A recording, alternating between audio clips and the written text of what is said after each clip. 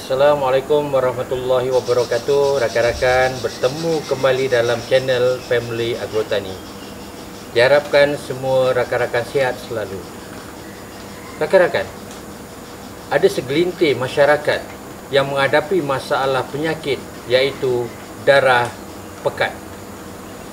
Memandangkan mereka menghadapi masalah itu, mereka tidak boleh makan sayuran berwarna hijau. Apabila makan sayuran hijau, darah semakin pekat. Maka dari itu, mereka yang mengalami masalah itu perlu makan sayuran selain berwarna hijau. Contohnya, boleh makan terung. Memandangkan terung adalah sayuran jenis buah yang berwarna purple, maka mereka yang menghadapi masalah darah pekat boleh makan sayuran terung untuk menggantikan sayuran yang berwarna hijau. Terung sangat sesuai ditanam di dalam polybag dan juga di dalam pasu atau pasu Nutripot. Apabila kita menggunakan pasu Nutripot, kadar penyiraman kita dapat meminimumkan kerana bekalan air untuk tanaman terung dalam Nutripot sangat mencukupi. Pokok terung banyak memerlukan air dengan keadaan daun yang lebar. Jadi, penyerapan air lebih banyak berbanding pokok cili. Rakan-rakan, di sini saya ada dua kaedah penanaman untuk pokok terung. Yang pertama, sebelah kiri saya ni adalah pokok terung mutiara yang saya tanam menggunakan kaedah polybag dan siraman secara vertigasi. Manakala pokok yang sebelah hujung tu adalah pokok terung mutiara juga yang saya tanam menggunakan kaedah Nutripot. Jadi bila diperhatikan keadaan pokok ini adalah berbeza walaupun terung yang sama. Kedua-dua terung ini mempunyai umur yang sama dan saya tanam serentak untuk polybag dan juga Nutripot.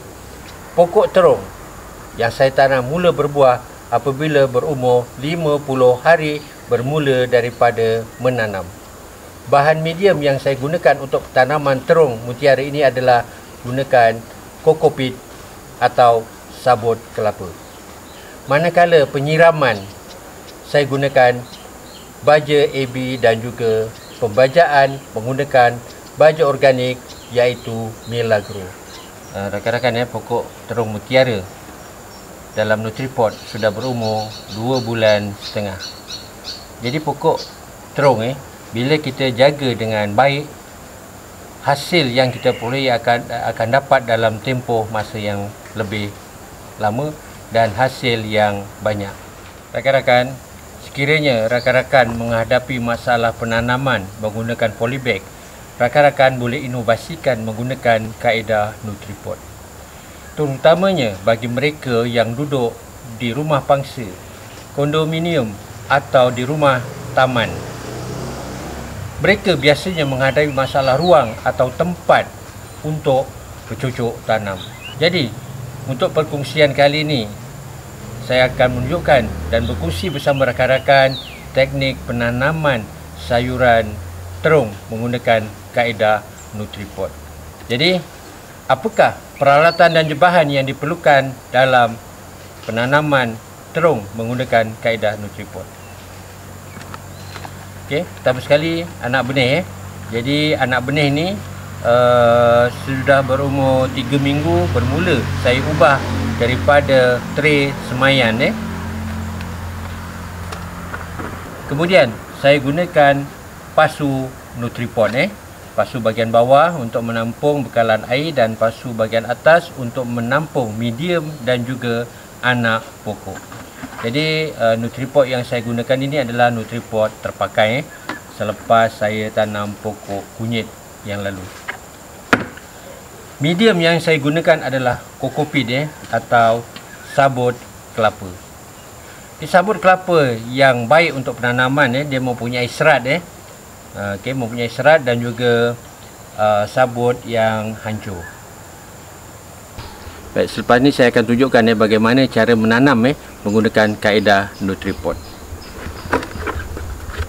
Baik, ni Nutripot terpakai pasu bahagian atas, pasu bahagian bawah dan juga set sumbu ada 3 helai sumbu.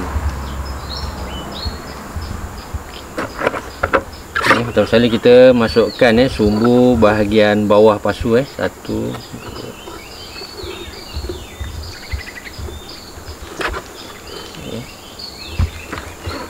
2. Sumbu ni kita pegang untuk elak daripada jatuh. Kemudian kita masukkan medium kokopit. Jadi medium yang baik adalah dia ada serat sabut ni mempunyai serat.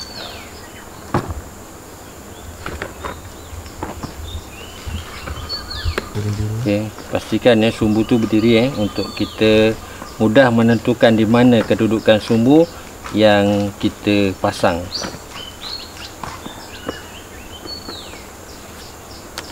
Kemudian ini anak terung yang saya ubah daripada tray semayan ke dalam polybag.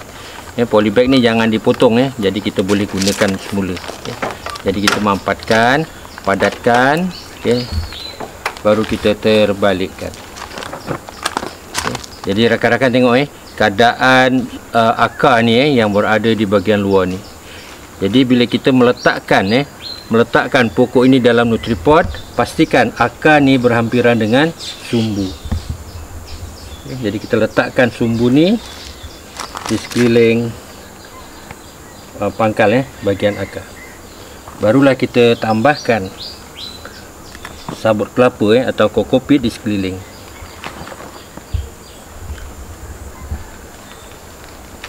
Kita padatkan sedikit jadi kita periksa balik sumbu bahagian bawah. Sumbu bahagian bawah ni untuk penyerapan air. Ni pasu pasu kosong. Pasu ni kita tidak perlu isi air baja atau baja AB, di mana kita boleh bekalkan baja AB ni melalui siraman daripada bahagian atas. Saya siram saya siram baja AB daripada bahagian atas.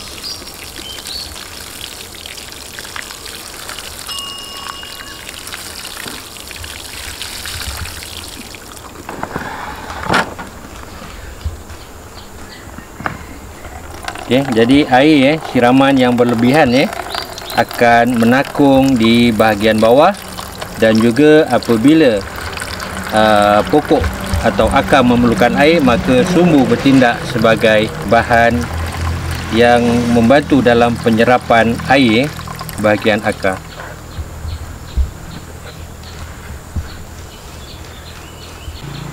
Selepas penanaman, kita perlu menyiram pokok terung setiap hari, sama ada awal pagi atau lewat petang.